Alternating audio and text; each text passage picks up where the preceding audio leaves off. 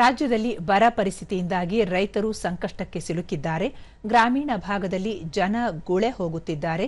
ಕೂಡಲೇ ಬರಪೀಡಿತ ಪ್ರದೇಶಗಳನ್ನು ಘೋಷಿಸಬೇಕು ಎಂದು ವಿರೋಧ ಪಕ್ಷದ ನಾಯಕ ಆರ್ ಅಶೋಕ ಒತ್ತಾಯಿಸಿದ್ದಾರೆ.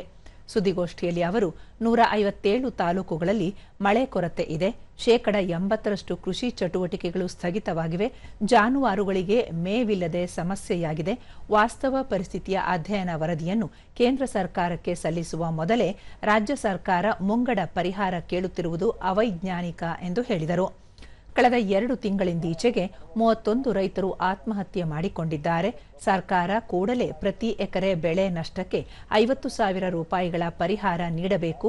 ಪ್ರತಿ ತಾಲೂಕಿಗೂ ಬರ ನಿರ್ವಹಣೆಗೆ 20 ಕೋಟಿ ರೂಪಾಯಿಗಳ ಅನುದಾನ ಒದಗಿಸಬೇಕು ಎಂದು ಒತ್ತಾಯಿಸಿದ್ದಾರೆ. 80% ಕೃಷಿ ಚಟುವಟಿಕೆ ಪೂರ್ತಿ ಸ್ಥಗಿತ ಆಗಿದೆ.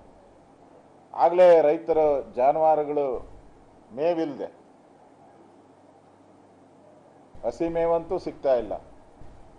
ಇದ್ದಿದ್ದು ಒಣಮೇವನ್ನು ಕೂಡ ಕಳೆದ 2 ತಿಂಗಳಲ್ಲಿ ಖಾಲಿ ಆಗ್ತಾ ಇದೆ. ರೈತರ ಕೊಟ್ಟಿಗೆಯಲ್ಲಿದ್ದಂಥ ಒಣಮೇವನ್ನು ಕೂಡ ಖಾಲಿ ಆಗ್ತಾ ಇದೆ. ಇನ್ನು ರೈತರು ದನ ಕರುಗಳನ್ನು ಕಟಕರಿಗೆ ಮಾರುವಂಥ ಪರಿಸ್ಥಿತಿ ನಿರ್ಮಾಣ ಆಗಿದೆ. ಆಗಲೇ ಹಳ್ಳಿಗಳ ಬೀದಿಗಳಲ್ಲಿ ರಸ್ತೆಗಳಲ್ಲಿ ದನಗಳನ್ನು ಬಿಟ್ಬಿಟ್ಟಿದ್ದಾರೆ.